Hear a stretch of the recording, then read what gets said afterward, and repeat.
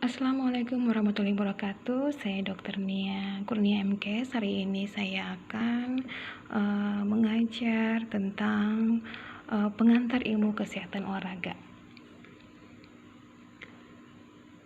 Mengapa kita perlu berolahraga? Kira-kira ada yang tahu?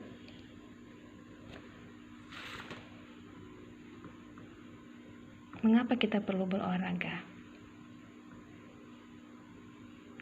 Ya, jadi begini, olahraga ini kan dia identik dengan gerak. Gerak ini adalah ciri dari kehidupan.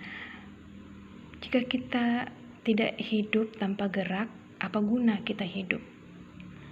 Jadi biasanya kita pernah nonton juga, kita sering lihat di televisi, ada orang yang beratnya 150 kilo, hidup tapi tidak bisa bergerak, hanya di tempat tidur. Jadi dengan kita memelihara gerak, maka itu kita akan mempertahankan hidup. Jadi meningkatkan kemampuan gerak adalah meningkatkan kualitas hidup. Oleh karena itu, bergeraklah untuk lebih hidup, jangan hanya bergerak karena masih hidup. Oke, slide berikutnya. Kita masuk pada definisi olahraga. Jadi olahraga adalah suatu bentuk aktivitas fisik yang terencana dan terstruktur yang melibatkan gerakan tubuh berulang-ulang dan ditujukan untuk meningkatkan kebugaran jasmani.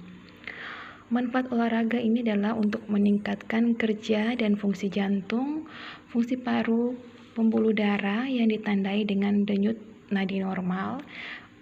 Jadi denyut nadi ini kira-kira ada yang tahu normalnya berapa? Ya, jadi denyut nadi normal itu pada manusia berkisar antara 60 sampai dengan 100 kali per menit. Kemudian juga bisa mengurangi penumpukan asam laktat. Jadi bisa, kalau misalnya asam laktat ini terlalu tinggi penumpukannya, itu bisa menyebabkan gangguan pada jantung dan nyeri otot. Kemudian juga ada untuk meningkatkan pembuluh darah kolateral. Apa sih pembuluh darah kolateral? Jadi dengan terbentuknya pembuluh darah kolateral atau pembuluh darah perifer ini, maka akan memperlancar sirkulasi darah kita. Kemudian bisa juga untuk meningkatkan HDL. Jadi HDL ini adalah high density lipoprotein yang berfungsi untuk mencegah terjadinya penyempitan pembuluh darah akibat lemak. Ya, berikutnya manfaat olahraga yang lain adalah meningkatkan kekuatan otot. Kepadatan tulang yang ditandai pada anak itu bisa mengoptimalkan pertumbuhan. Kemudian juga pada orang dewasa bisa memperkuat massa tulang, mengurangi nyeri sendi kronis pada pinggang, punggung, dan lutut. Manfaat olahraga lain apa? Yang ketiga adalah manfaatnya bisa meningkatkan kelunturan tubuh. Kemudian yang keempat, meningkatkan metabolisme tubuh untuk mencegah kegemukan dan mempertahankan berat badan ideal.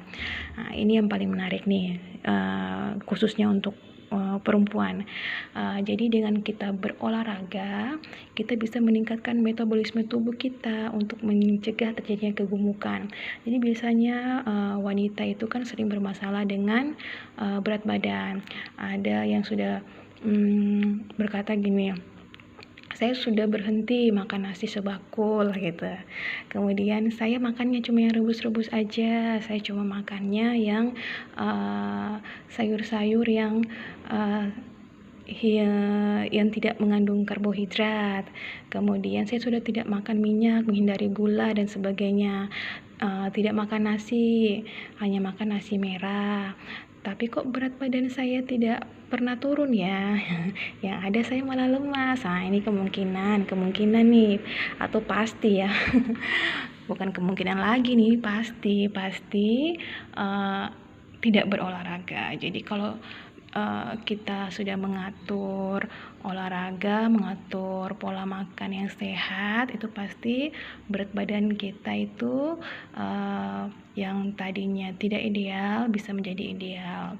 Kemudian manfaat olahraga yang lainnya apa? Itu manfaat olahraga lainnya itu untuk mengurangi risiko terjadinya berbagai penyakit seperti tekanan darah tinggi, kemudian penyakit jantung koroner, penyakit diabetes. Jadi diabetes ini biasanya orang awam menyebutnya dengan kencing manis. Kemudian penyakit infeksi dan meningkatkan imunitas. Meningkatkan imunitas ini sekarang lagi gencar-gencarnya orang untuk meningkatkan imunitas karena di situasi wabah COVID seperti ini kita membutuhkan imunitas yang tinggi. Jadi tidak hanya dengan mengkonsumsi makanan yang sehat, mengkonsumsi vitamin dan suplemen, tapi jangan lupa kita juga harus berolahraga. Demikian kuliah saya pada malam hari ini. Sudah lebih dari 5 menit. Terima kasih. Wassalamualaikum warahmatullahi wabarakatuh.